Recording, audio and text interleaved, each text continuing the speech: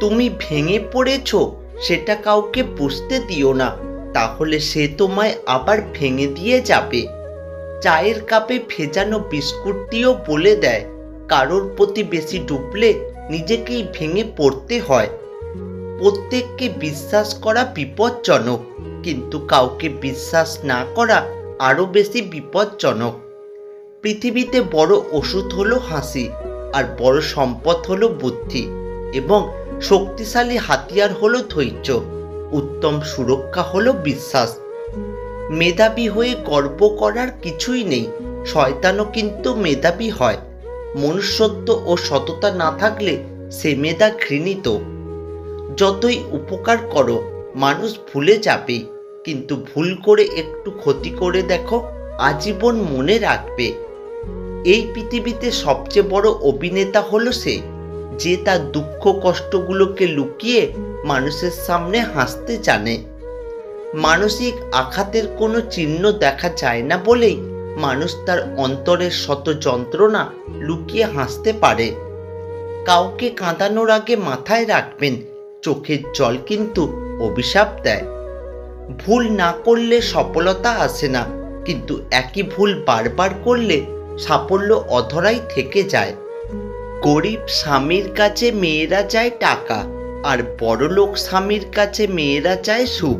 কথাটা অনেকের কাছে তেতো মনে হলেও এটাই বাস্তব। আজীবন সংসারের বোঝা টানা মানুষেরা শেষ বয়সে এসে নিজেরাই সংসারের বোঝা হয়ে যায় এবং পরিবারের সবার করুণার পাত্র হয়ে জীবন কাটায়। বেশি বুদ্ধির মেয়েদের সংসারে শান্তি থাকে না, বোকা টাইপ মেয়েগুলো সুখে ঘর সংসার করে। অকৃতজ্ঞ মানুষগুলো চেনা খুবই কঠিন, কারণ এরা অভিনয়ে ওস্তাদ।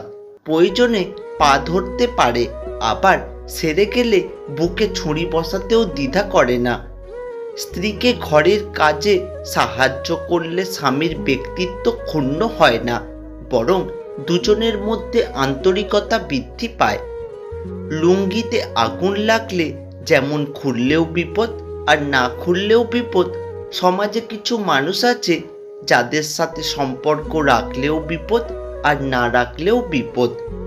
তিনটের সময় মানুষের আসল রূপ চিনতে পারবেন: যখন আপনি বিপদগ্রস্ত হবেন, যখন আপনি অভাবগ্রস্ত হবেন, আর যখন আপনি অসুস্থ হবেন।